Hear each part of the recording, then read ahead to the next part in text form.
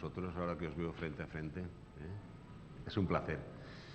Los que no subís aquí al púlpito habitualmente, no sabéis la alegría que da cuando nos vemos así, frente a frente. Estamos sentados ahí, nos vemos el cogote. Pero sí, es un gozo, es una alegría y es un privilegio y también una gran responsabilidad, pues, tener que compartir la palabra con los hermanos, sabiendo que lo que hacemos aquí no es una conferencia ni un discurso, sino teniendo entendido que la predicación de la palabra es algo sagrado, es algo sagrado. Y cuando subimos o cuando tenemos la responsabilidad de compartir esto, pues aquellos que lo hacen conscientemente y son conscientes de lo que tienen que hacer, como creo que son casi todos o todos los que subimos aquí, pues subimos con cierto temor y temblor.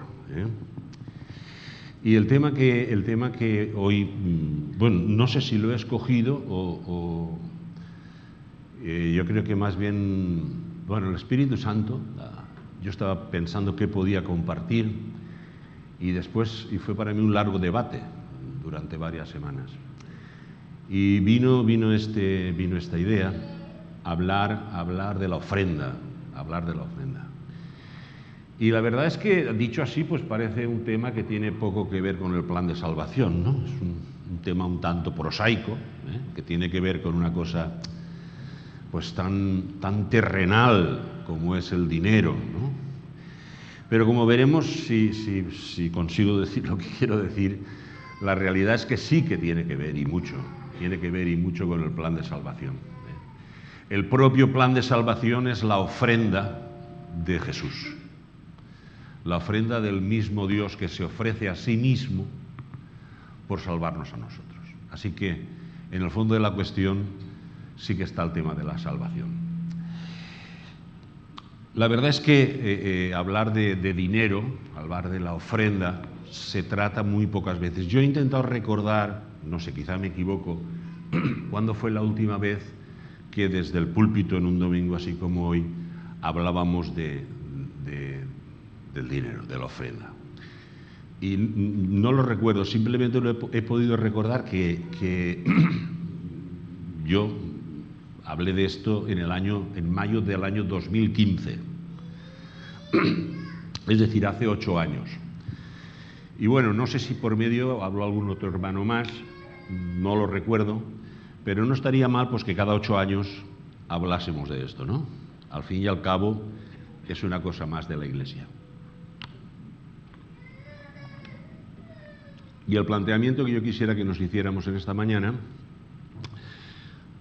es dar respuesta a una pregunta, dice como aquel dice, la respuesta de la pregunta que nunca te atreviste a formular, ¿no? ¿Cuánto dinero debo ofrendar? No planteo si se debe ofrendar o no, porque creo que eso lo tenemos claro. Además, es algo inherente, casi yo creo que va en el gen del ser humano. Casi todas las religiones, por antiguas que fueran, en todas ellas el ser humano siente la necesidad o cree que debe de ofrecer algo a la divinidad, pues para distintos fines, ¿no? Bien, evidentemente el cristianismo y más atrás el judaísmo no era una excepción. Ahora, la cuestión no es si se debe ofrendar o no, sino cuánto debo de ofrendar. Y en cuanto a esta cuantificación, en cuanto a establecer, pues eso, la cifra, el porcentaje, la cantidad que estaría bien que ofrendáramos, pues vamos a centrarnos ahora en nuestro mundo evangélico, en las iglesias evangélicas, y veremos que hay muy distintas respuestas y muy distintos enfoques teológicos del asunto. Y dependiendo de qué denominación, y a veces más que denominación, dependiendo de qué pastor es el que lleva esa congregación, hace unos enfoques u otros enfoques distintos acerca de este asunto. Por supuesto no podemos salvar de todos, pero pues estaría bien que veamos algunas de las respuestas más frecuentes, que yo creo que las podíamos sintetizar en tres. La primera respuesta que se suele dar desde nuestros púlpitos y a veces en conversaciones privadas, en exhortaciones a veces a algún hermano que se olvida de su responsabilidad económica con la Iglesia, es que lo que se tiene que dar es el diezmo. Se tiene que dar el diezmo interpretando esta cantidad del 10% como la tarifa mínima que alguien que se compromete a ser miembro de la Iglesia tiene que dar para el mantenimiento del pastor, para el mantenimiento de los ministerios que se llevan a cabo en la Iglesia y para el mantenimiento del local de culto, al que suelen denominar templo. Bien, hagamos un pequeño recorrido por lo que era el diezmo. El diezmo es expresión de una ofrenda reverencial, y que a lo largo del relato del Antiguo Testamento vemos que va evolucionando conforme el pueblo de Israel deja de ser una tribu, deja de ser un pueblo de esclavos y llega a constituirse en un Estado-nación con un régimen teocrático. ¿Sí?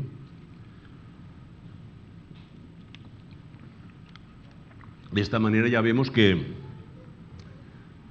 en los orígenes Abel y Caín hacen una ofrenda a Dios, y bueno, no vamos a entrar en el tema, pero la ofrenda de Abel es aceptada y la ofrenda de Caín no.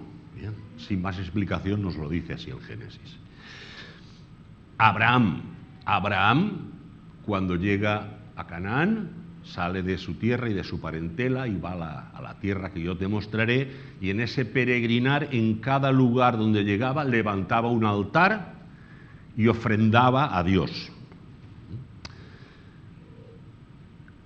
Llega Abraham, se encuentra con Melquisedec, y ahí sí que nos dice que le ofrece los diezmos de un botín que había conseguido.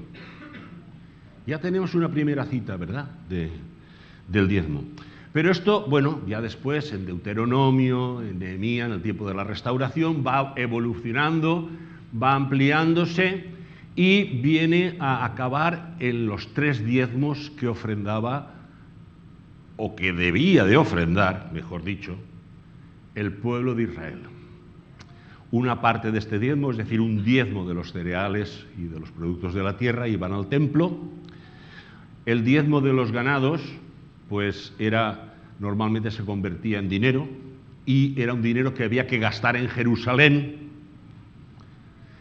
Y por último había un tercer diezmo, que cada 3 años, pues un diezmo específico se dedicaba a atender las necesidades de los pobres de la propia localidad en las que vivía el judío, el hebreo. Recordemos que durante muchísimos años de su existencia el pueblo hebreo ha estado diseminado, todavía lo está, por muchas partes del mundo. Pero en tiempos del Señor Jesús se llegó al punto de que en algunas ocasiones se llegaba incluso a exigir por la fuerza el pago del diezmo. Bueno, y esto no es que yo lo soñé anoche, esto lo escribió Flavio Josefo, un historiador del siglo I, judío por cierto, y de la casta sacerdotal, y nos cuenta que los sacerdotes jefes en algunas ocasiones mandaron a sus criados precisamente a tomar por la fuerza el diezmo que pertenecía a los sacerdotes. Esto nos hace entrar ya en otra cuestión. ¿Qué nivel de exigibilidad tiene este mandamiento? La razón básica por la que existía el diezmo, y esto lo podemos leer en Números 18-21, era porque la tribu de Leví no había tenido parte en la distribución territorial que se había hecho entre las 12 tribus de Israel. Su parte era el servicio consagrado al servicio del templo, a los sacrificios y a tener esta responsabilidad espiritual respecto de sus otras 11 tribus. Como no tenían tierra, su heredad era el diezmo. Todos debían contribuir para esta tribu que eran sus hermanos y que estaban consagrados a ser sacerdotes y servidores de Dios. Bien, y aquí entramos ya, vamos a traerlo esto a nuestros tiempos. Como he dicho, normalmente muchas veces es el mantenimiento del templo. Vale, pues ya estamos empezando a utilizar un vocabulario equivocado. Porque estas 4 paredes no son el templo.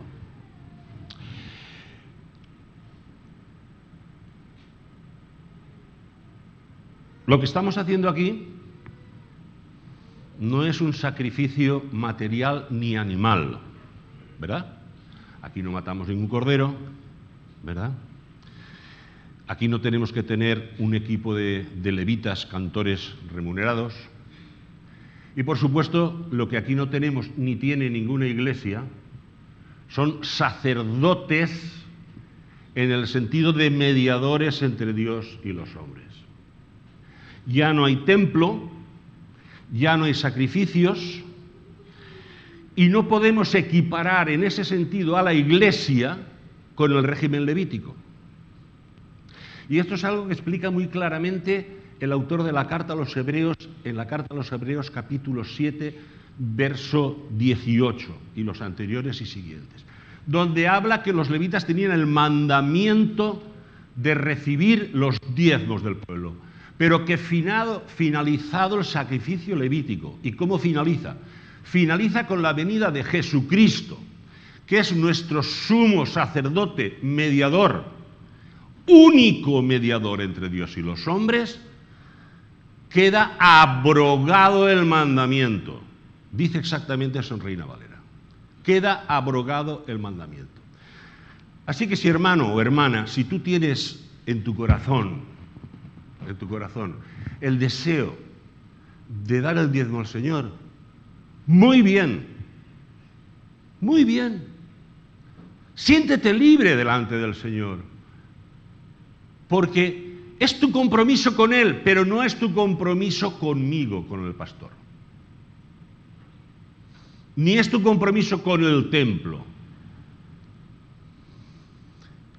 Es tu decisión. Y si decides otro porcentaje, perfecto. Perfecto. El protestantismo, en concreto, bueno, y no el protestantismo, el cristianismo ha dado por hecho que existe una equiparación en el ritual y en los mandamientos veterotestamentarios, es decir, del Antiguo Testamento, con la práctica y con la dinámica de la Iglesia. Y esto representa un choque, porque si el diezmo ha de darse a los sacerdotes y a los levitas, ¿qué nos dice la palabra del Señor? ¿Quiénes son esos sacerdotes y esos levitas? Porque vosotros sois linaje escogido, nación santa, pueblo adquirido por Dios, para que anunciéis las virtudes de aquel que nos salvó. Real sacerdocio. O sea que yo te tengo que pagar el diezmo a ti, y a ti, y a ti, y tú a mí, No tiene sentido, ¿verdad? Se acabó ese tipo de sacerdocio. Así que lo que yo quiero hablar esta mañana no es digamos, criticar esta práctica. Lo que sí, que si me lo permitís, quisiera lamentar, es que en muchas iglesias, no en todas, se ejerce una presión psicológica y presión espiritual sobre las personas, normalmente las más vulnerables, para que establezcan este porcentaje como si fuera algo normativo que la palabra de Dios instituye.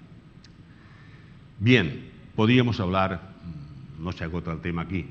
Claro, el Señor Jesús habló del diezmo. Hombre, Jesús habló del diezmo y les dijo a los fariseos y escribas, teníais que ver, bueno, dice, diezmáis y olvidáis la justicia y la fe.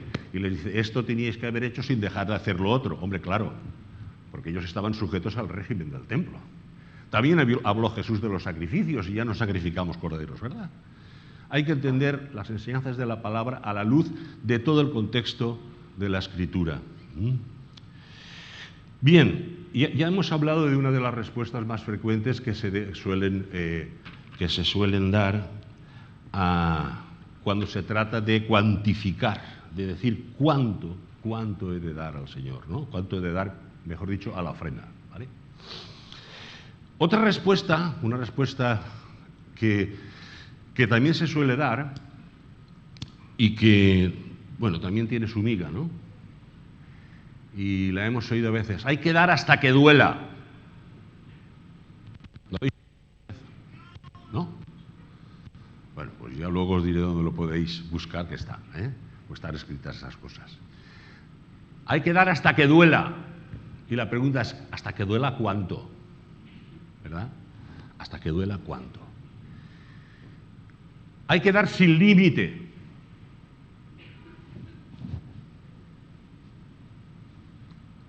Y enseguida, claro, evidentemente, pues podemos apoyar esto con textos de la Escritura. Vamos a leer un texto de la Escritura donde se basan o donde, pues, algunos pastores, algunos líderes, sobre todo aquellos que invitan a la congregación a que sea generosa en la ofrenda, ¿no? Y bueno, recuerdo que yo lo que estoy haciendo aquí no es decir que no pongáis en la ofrenda, ¿vale? Porque es que ya habéis visto cómo están las finanzas de la Iglesia. Lo que quiero decir es lo que diré al final. ¿Por qué y cómo hay que hacerlo? ¿Vale? Vamos a leer en el Evangelio según San Marcos, vamos a leer el capítulo 12 y leeremos a los versos 38 a 44 y luego leeremos en el mismo Evangelio según San Marcos unas palabras que poco antes de decir esto había dicho el Señor Jesús. Tenemos dos pasajes, Marcos 12 y luego Marcos 7. Marcos 12, versos 38 a 44. Y voy a hacer aquí un paréntesis. No sé qué versión estáis utilizando y no sé si lo hacéis, bueno, casi todos en el teléfono. Y bueno, de todas maneras, casi todas las versiones, como veréis, después del verso 40, ponen otro titulito, comienza diciendo arriba en el 38, Jesús acusa a los escribas, más o menos. Y después del verso 40 pone la ofrenda de la viuda y sigue. Y tenemos dos párrafos, ¿verdad? Pues bueno, esto no lo escribió Marcos así, esto lo hemos puesto nosotros para guiarnos. Y en lugar de guiarnos yo creo que nos despista. Nos despista porque elimina la continuidad de una cosa con otra. Así que vamos a leerlo siendo conscientes de que hay una división arbitraria en este pasaje, en las versiones más frecuentes. Yo he consultado varias y casi todas lo hacen, ¿sí? Voy a leer en Reina Valera, del 60. Versículo 38 del capítulo 12. Y les decía Jesús les decía en su doctrina. Jesús les decía en su doctrina. Guardaos de los escribas que gustan de andar con largas ropas y aman las salutaciones en las plazas y las primeras sillas en las sinagogas y los primeros asientos en las cenas. Y ahora viene aquí lo que yo quiero subrayar y que creo que guarda relación con el pasaje siguiente. Hacen todo esto y además, y en conexión con esta respetabilidad que pretenden tener, devoran las casas de las viudas.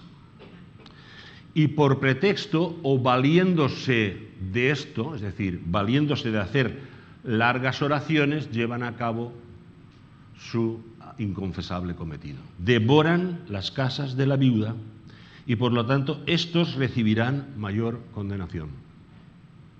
Y a renglón seguido, ya no hay una separación, viene este relato que se utiliza para hablar de lo que podríamos denominar inmolación económica.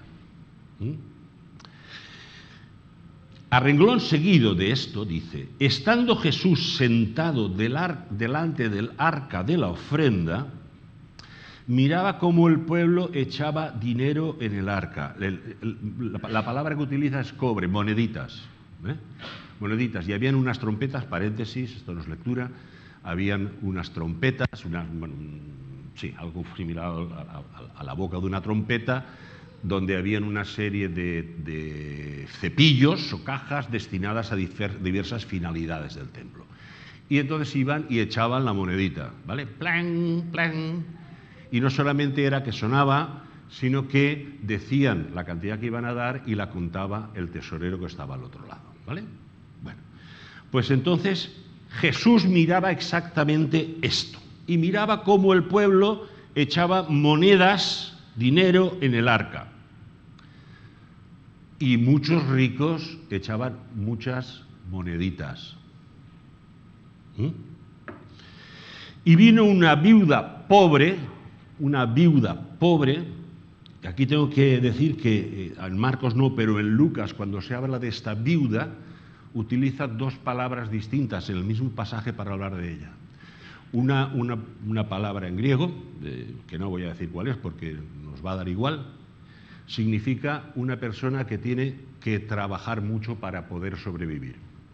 Y la otra palabra en griego significa de una persona que está ya al borde, bueno, en la indigencia. Bueno, pues este viuda era una viuda necesitada, pobre, que a pesar de trabajar, estaba en la indigencia. Bien, y vino una viuda pobre y echó 2 blancas.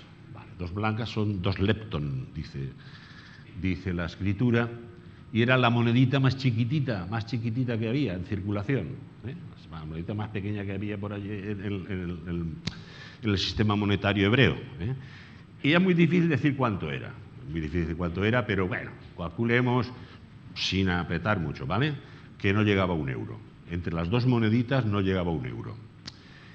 Y yo me preguntaba, bueno, ¿y qué podía hacer esta mujer con 2 moneditas que no llegaban a 1 euro? Pues comprarse media barra de pan. No sé al precio que está el pan. Las que compráis pan, con 80 céntimos te llega para un panecillo. ¿Llega? Vale. Yo es que mi mujer es la que va a la panadería.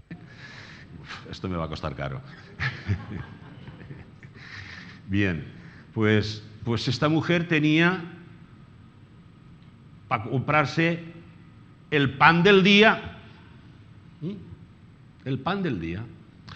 Bien, y esta pobre echó 2 blancas, o sea, un cuadrante. Aquí nos explica pues la equivalencia que había con el cuadrante, que era un sistema monetario romano, y bien, que viene a equivaler a esto que os hablo. Y al ver esto Jesús dice, entonces dijo a los discípulos, venid. Entonces llamó a los discípulos.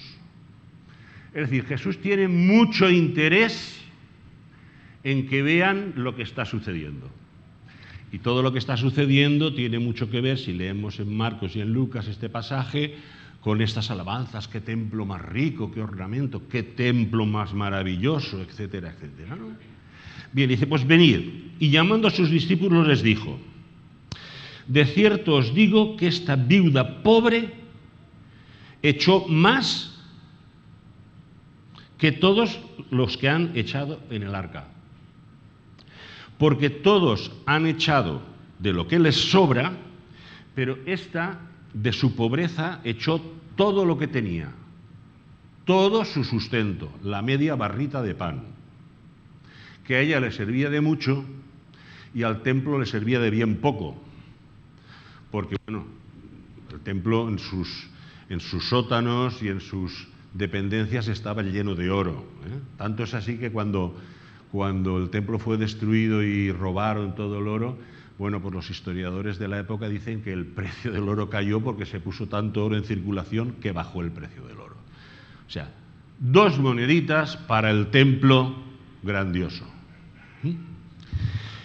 Y ahora vamos a leer el otro pasaje que no está desconectado de este, que aparece en el capítulo 7, unas páginas antes, donde Jesús también habla de la ofrenda. Y vamos a intentar, a ser posible, compaginar ambos pasajes, porque, como todos sabéis, un texto fuera de contexto sirve, a ver, de pretexto.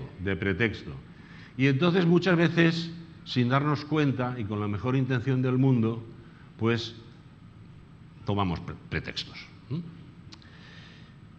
Capítulo 7 de Marcos, versos 9 y 13. Les decía también Jesús: bien invalidáis el mandamiento de Dios para guardar vuestra tradición. Porque Moisés dijo: honra a tu padre y a tu madre, y el que maldiga al padre o a la madre muera irremisiblemente. Pero vosotros decís: basta que diga un hombre al padre o a la madre, esto es corbán, es decir, esto es mi ofrenda a Dios,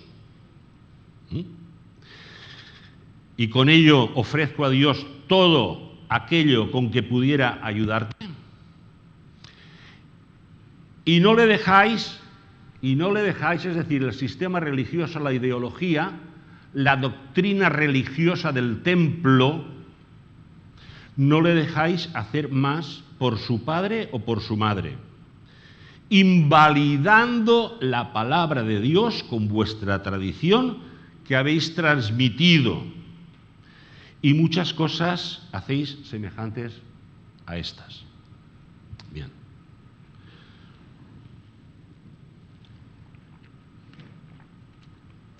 La interpretación tradicional del pasaje de la viuda se suele utilizar para hablar de dar a Dios hasta que duela. Hasta que duela. También se suele decir, y con mucha razón, que realmente no importa la cantidad que demos a Dios, ¿verdad? O que demos a la ofrenda. Es el espíritu con que lo hacemos. Y Jesús lo sabía, Jesús no está contradiciendo eso.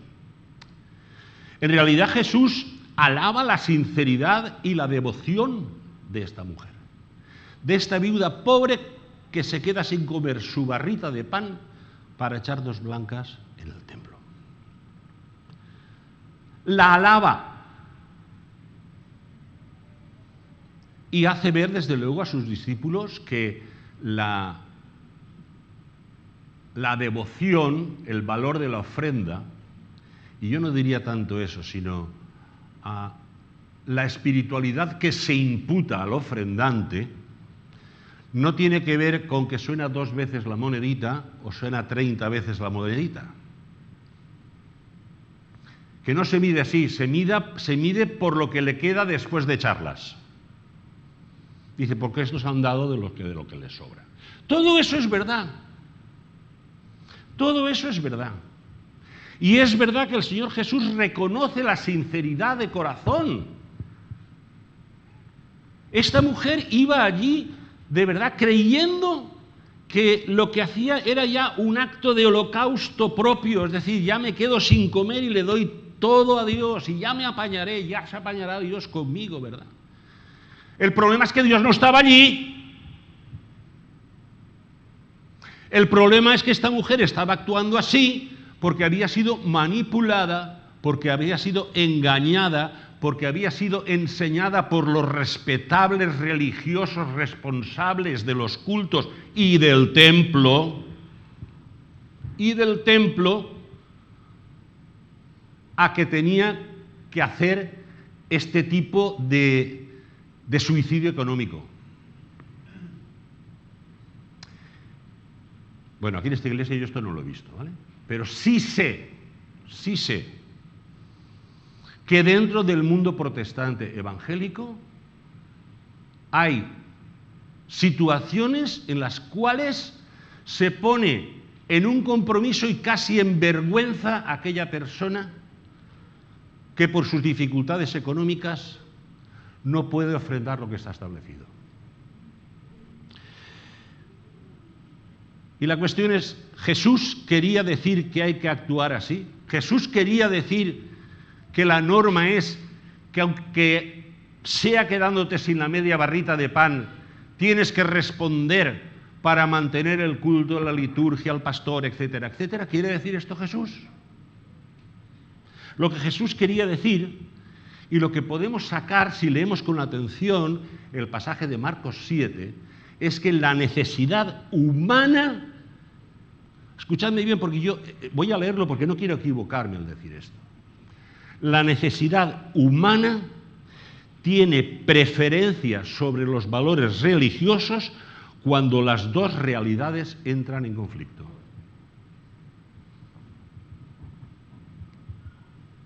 Suena raro, ¿no?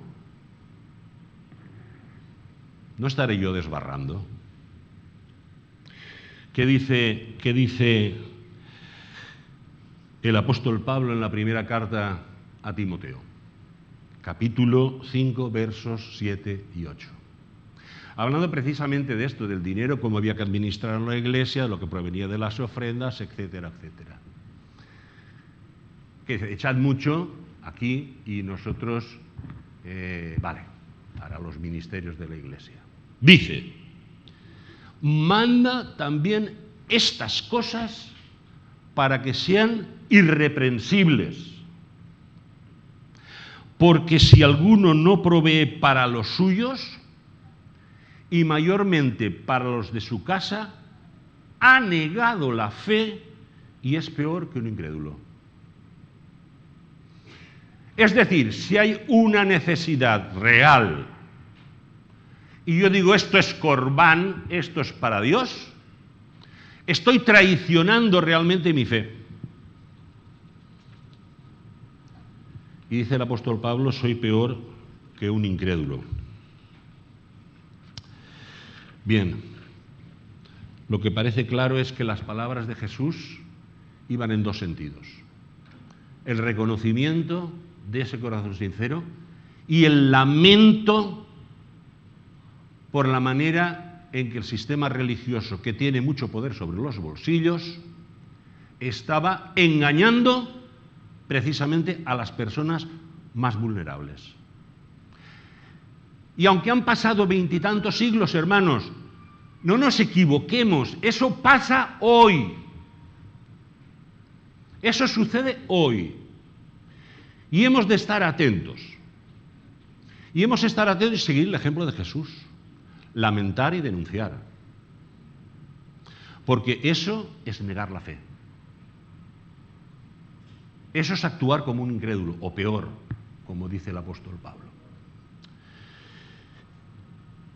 La tercera respuesta que se suele dar a cuánto debo ofrendar, y en esto voy a dar una explicación muy cortita, más que una respuesta es una actitud, y no se suele predicar desde el púlpito. Esta se practica normalmente desde el banco. ¿Cuánto tengo que ofrendar? Llevo aquí unas monedas, ¿no? Bueno, pues esto. Pues no sé lo que me haya quedado después de tomarme el café o de almorzar o... no sé. Es decir, aleatorio y es, pues eso, un acto totalmente desconectado del sentido de la ofrenda.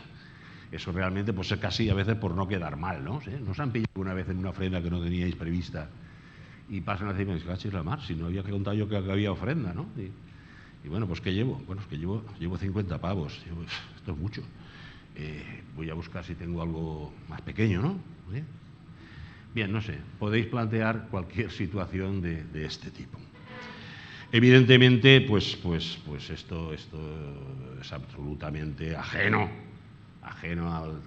a la enseñanza de la Escritura. Y bueno, y como veremos ahora en el siguiente apartado del sermón, pues veremos que esto ha de quedar desterrado de nosotros, de nuestras costumbres y de nuestra enseñanza. Bien.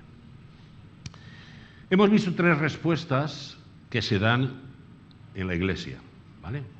Y ahora vamos a ver o a intentar ver qué respuesta da el Nuevo Testamento, no ya desde las tradiciones del sistema sacrificial del Antiguo Testamento, sino desde la enseñanza del Nuevo Pacto. Y sí, como ha dicho Dani, que casi me hace un spoiler del sermón, Dani, tú luego te vas a enterar, Bien, sí, la Biblia habla de ofrenda, habla muchas veces de ofrenda, pero exactamente, específicamente de dinero, habla muy poco. De hecho, a Jesús no se le ve pidiendo dinero, ¿verdad? Claro que le ayudaban, pero no se le ve pidiendo dinero, ni le pide el diezmo para él a nadie. Y solamente que yo recuerde, hay un caso en el Nuevo Testamento donde se pide dinero. Varios casos en los que se agradece un donativo, ¿sí? Pero en los que se pide dinero luego me rectificáis, creo que solo hay uno. Y tiene que ver con un proyecto de ayuda social. Es el proyecto de ayuda social que plantea el apóstol Pablo entre las iglesias de la gentilidad, que habían sido fundadas por él, y que era una ofrenda destinada, desde luego, a ayudar a los hermanos muchos hermanos que habían en Jerusalén, que eran pobres, y también estaba destinada a manifestar y a dar un primer paso para restaurar la comunión entre los cristianos judíos y los cristianos gentiles. Bien, esto sería tema de otra charla. Pero quizá para entrar en materia vamos a leer unos pasajes que tienen que ver con este asunto. Espero que no se me demore mucho, pero quisiera acabar de decir lo que quería decir. Vamos a leer primeramente en Romanos 15, versos 26 a 27, y después leeremos dos pasajes de Corintios, Primera y Segunda Corintios. Romanos 15, versos 26 y 27. Porque Macedonia y Acaya tuvieron a bien hacer una ofrenda para los pobres que hay entre los santos que están en Jerusalén. Pues les pareció bueno y son deudores. En otras versiones veréis que pone y son obligados o tendrían la obligación. Pero entendiendo que lo que Pablo está hablando aquí no es de una obligación exigible por ley, sino una deuda de amor y de agradecimiento. Vamos a continuar leyendo porque él mismo aclara el sentido. Pues les pareció bueno y son deudores a ellos, porque si los gentiles han sido hechos participantes de sus bienes espirituales, es decir, la predicación del Evangelio surge de Jerusalén y se extiende y hace participar al mundo gentil de la mayor bendición que puede haber, que es la buena noticia de la salvación en Cristo Jesús. Pues como hemos recibido sus bienes espirituales, también ellos, los gentiles, deben ministrarles o han de ministrarles los materiales. Bien. Primer punto que vemos. Se trata la ofrenda, inclusive la acción social. Recordemos, en nuestra iglesia se explicó hace varios domingos la situación financiera y sabemos que aquí en nuestra iglesia, en esta comunidad de Agustina de Aragón, más del 50% del presupuesto se destina a ayuda social. Es decir, tiene una parte fundamental en el proyecto como lo tenía en la petición del apóstol Pablo. Bien, pues incluso para esto no se trata de una obligación, de una cuota, de una tarifa, se trata de una deuda de amor. Una deuda de amor que tiene que ver con la respuesta de un corazón agradecido y que sabe que nada de lo que tiene es suyo, que lo que le corresponde es administrar, y lo administra con amor, con misericordia, con compasión. Y aquí hay que decir algo, ¿verdad? Porque muchas veces se alude a esto bueno, el texto este de Malaquías, traed los diezmos al alfolí y veréis como llegan mis bendiciones, es decir, tú pon 50 euros en la ofrenda y nada, el Señor te va a ganar 200 vas a recibir después, ¿no? Es decir, es como una inversión, ¿eh? O una apuesta, ¿eh? Entonces yo meto 50 y saco 200. ¡Ah! Esa bendición que promete el Señor seguramente es espiritual, no vas a tener nada en el bolsillo, no te equivoques. No hay una inversión, no estamos invirtiendo más que en el reino de los cielos, ¿eh? Aquí no. Y la ofrenda de amor que mandaban a Jerusalén redundaría en ¿qué? En bendición, en glorificación del nombre de Dios y enaltecimiento de su carácter, de su santidad, de su misericordia. Bien, primera carta a los Corintios, capítulo 16, versos 1 a 3.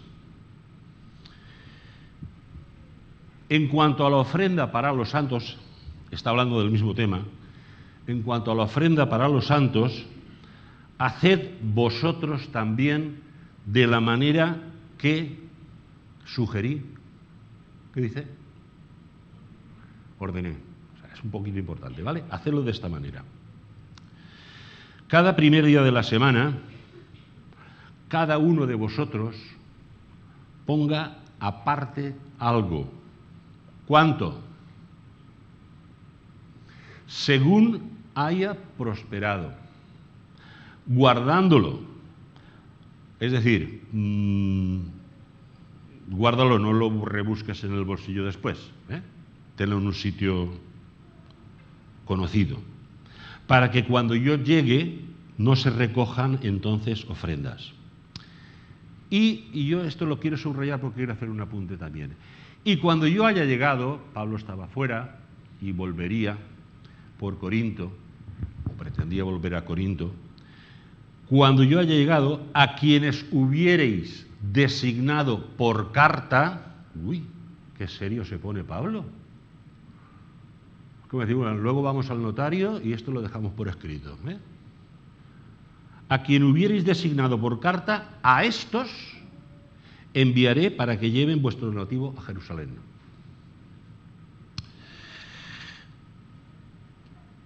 Capítulo 9 de segunda carta a los Corintios. Esta vez es segunda carta a los Corintios, capítulo 9, versos 6 a 8. Hablando del mismo tema, ¿eh? Estamos siempre hablando de la ofrenda a Jerusalén, del proyecto social de Pablo, o de las iglesias gentiles. Pero esto digo, el que siembra escasamente, también segará escasamente. Y el que siembra generosamente, generosamente también segará. Recordemos que está hablando la siega es espiritual, ¿eh? No es una inversión. Por tanto, cada uno de el diezmo, lo que te manda el pastor, lo que tú creas para no quedar mal. Cada uno de como propuso en su corazón. Proponer el corazón delante de quién? Delante de ti. Tengo que dar cuenta a ti. Tú tienes que darme cuenta a mí. Tenemos que dar cuenta al Señor. Lo cual es más grave, porque el Señor nos conoce. El Señor nos ve. Cada uno de como propuso en su corazón, y yo, si me lo permitís, pongo un paréntesis, delante de Dios. ¿Eh? ¿Cómo? ¿Cómo? Y aquí nos previene de ciertas cosas que suelen pasar. Dice, no con tristeza, y si vemos otras versiones dice, no de mala gana, no de mala gana. Y algo de eso había en Corinto, ¿verdad? Y también suele haber. Y algo de eso había en Corinto porque unos cuantos perturbadores que iban mareando, metiendo cizaña contra Pablo, decían que esto lo que iba a hacer Pablo es que se lo iba a llevar a la pera. Otra vez tengo que dar yo para que se lo lleven a Jerusalén, a saber lo que harán con eso, ¿no?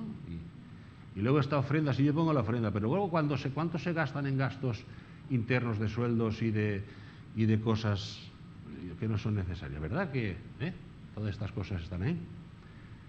No de mala gana, no de mala gana, no con tristeza ni por necesidad. Podríamos escribir esta palabra, algunas versiones lo dicen, no por compromiso. No por compromiso.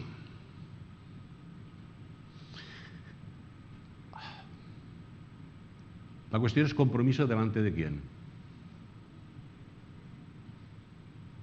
¿Compromiso delante del Señor? Obvio que no está esto en la mentalidad de Pablo. Por compromiso contigo. Esto no se trata de hacer unos pactos entre nosotros, Y bueno, y como me he comprometido contigo, como me he comprometido con el pastor, como me he comprometido con el templo, como me he comprometido con lo que quieras. Se trata de que esto brota de un compromiso, de una propuesta personal delante del Señor. Delante del Señor. No por necesidad. ¿Por qué? Porque Dios ama al dador alegre. Dios ama al dador alegre. Y poderoso es Dios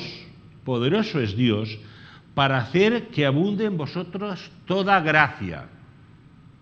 Y fijaos lo que dice, a fin de que, teniendo siempre en todas las cosas el doble de lo que habéis ofrendado, ¿dice eso? A fin de que tengáis en todas las cosas siempre lo suficiente, es decir, quédate con la barrita, quédate con la media barrita de pan que tienes que comer hoy, Teniendo en todas las cosas lo suficiente, abundéis para toda buena obra.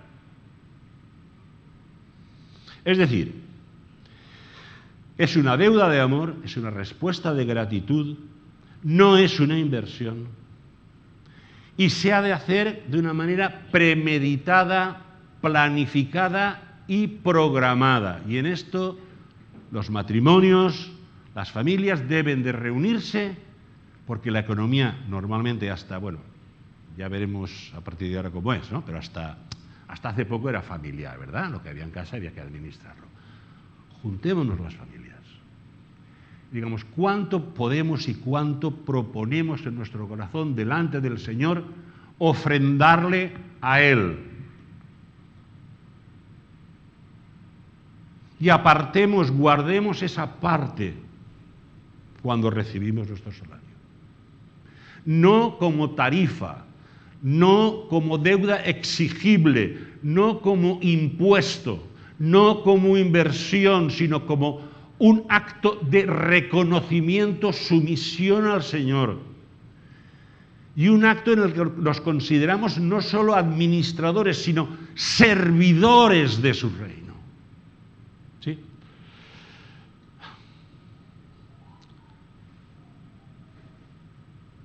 Y quisiera llegar con esto a un punto que he intentado subrayar antes.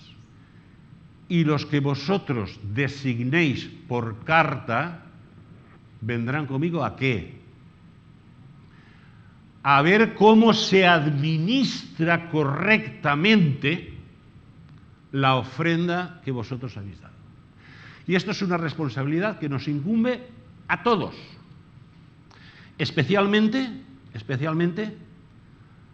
a los ancianos o pastores de la Iglesia, pero muy especialmente tenemos aquí a Alejandro, nuestro tesorero, su hermana Teresa, tesorera. Tenemos también a muchos de vosotros que habéis sido auditores de las cuentas de la Iglesia. Pues bien, no tomemos como algo así accesorio, prosaico y profano ese trabajo. Las finanzas de la religión, y por supuesto eso incluye las de nuestra Iglesia, pero debería de ser en todos los ámbitos religiosos, deben ser transparentes y auditadas. ¿Por qué? Porque Satanás está muy dispuesto a poner lazo de tentación. Y si no lazo de tentación, lazo de calumnia. Y tenemos que dar cuenta no solo a los hermanos, sino a cuantos quieran pedir de la integridad y la honestidad de nuestras ofrendas al Señor.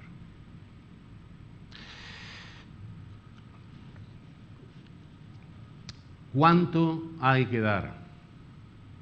Bueno, pues creo que hemos visto que no hay una tarifa fijada por ley, ¿eh? La ley del nuevo pacto es la ley del amor. Y es en respuesta a ese amor que tenemos la libertad dada por el Señor. Hemos cantado, hay libertad.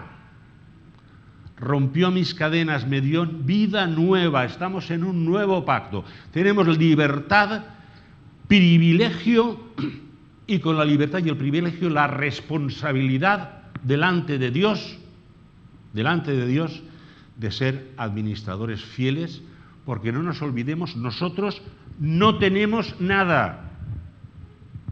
Nada de lo que yo tengo es mío, ni lo que tú tienes, te lo ha dado el Señor. Y la realidad es que tenemos que actuar así porque Dios no necesita nuestro dinero. El Salmo 50, versos 12 y 13. Si yo tuviese hambre, dice el Señor a su pueblo, si yo tuviese hambre, te lo diría a ti. No te lo diría a ti porque mío es el mundo y su plenitud. ¿He de comer yo carne de toros o he de beber sangre de machos cabríos? Es decir, necesito yo vuestras ofrendas. El Señor lo que necesita es nuestro corazón. Y a eso entraremos enseguida.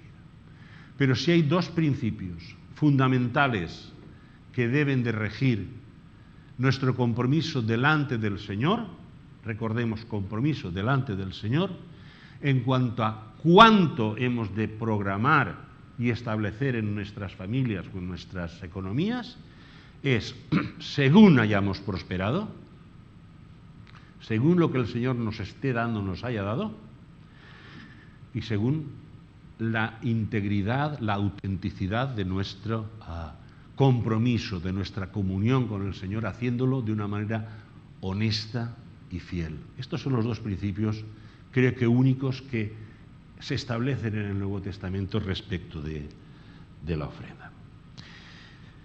Y ya para terminar, pues quisiera decir que seguramente me he equivocado cuando he planteado la pregunta del título del mensaje. Y hay un dicho que dice que si quieres encontrar respuestas erróneas, la fórmula más sencilla es hacer preguntas equivocadas. La pregunta al fondo de la cuestión, hermanos y hermanas, amigos. No sé si aquí hay personas que escuchan el Evangelio que todavía no han entregado el corazón al Señor en lo que se llama conversión, ¿verdad? La pregunta no es cuánto debo de ofrendar a Dios. Es una pregunta viciada y por eso tiene una respuesta tan complejísima. La pregunta correcta es ¿qué debo ofrendar a Dios? Dios no está tan interesado en tu bolsillo como en tu persona. Dios no quiere mi dinero, Dios me quiere a mí. Y eso sí me lo exige, porque es mi dueño. Porque Dios tiene derecho sobre su creación. Y tiene doble derecho, porque nos ha creado y porque nos ha comprado a un altísimo precio.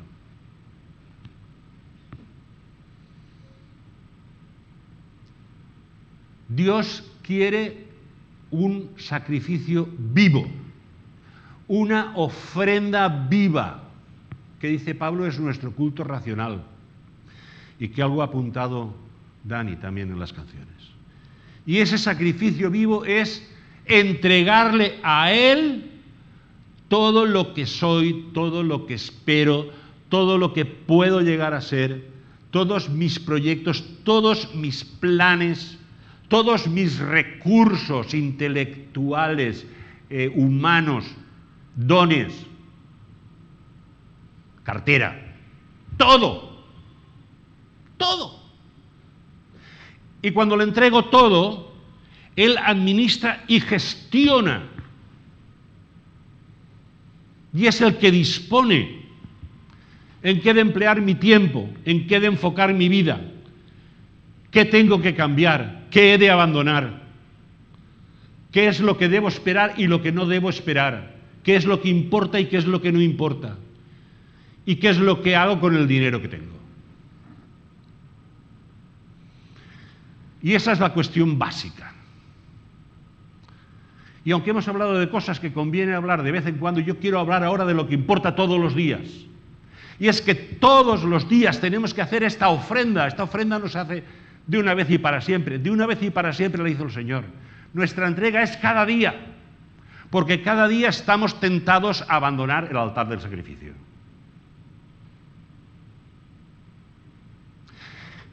Y en la vida de todo cristiano, de todo creyente, y en la vida de todo hombre, hay un día específico en el que Dios, por su Espíritu, te toca por primera vez y te dice, te quiero a ti. Quiero que seas mío, porque he muerto por ti, te he creado, pero además te he redimido. Además, he cubierto toda tu miseria, mi pecado. Todo lo que me aparta de Dios ha sido pagado por Jesús. Y Jesús quiere la respuesta de amor. Señor, me entrego a ti. Me entrego a ti con todas sus consecuencias. Y quizá para algunos de vosotros hoy es ese día. Hoy es ese día en el que el Espíritu Santo te está tocando. En el que te está llevando a dar ese paso. O quizá lo diste hace años, muchos años. Y quizá con los afanes de la vida, pues me he apartado del Señor. Y he olvidado y dejado de lado la ofrenda de mí mismo, que es lo que el Señor exige. El Espíritu Santo obra por su palabra. Y yo espero que lo que yo estoy diciendo no sea mi palabra, que sea la palabra del Señor, que haga su obra en tu corazón y en el mío, porque todos, yo y todos necesitamos esa obra en cada momento. Si sientes esta necesidad, no lo dejes para más tarde. Dile al Señor, Señor, tú eres Señor y yo soy siervo. Señor, yo soy pecador y tú eres santo. Señor, tú moriste por mí y yo quiero que tú pongas sobre mi pecado, sobre mi vida y sobre mi miseria la sangre de tu precioso Hijo. Y quiero que me guíes, que me ayudes, que dirijas mis pasos por tu Espíritu para ir cambiando mi vida, para ser como tú quieres que soy y para darte todo lo que tú quieres que te dé. Ojalá esa sea nuestra oración en esta mañana. Que el Señor os bendiga.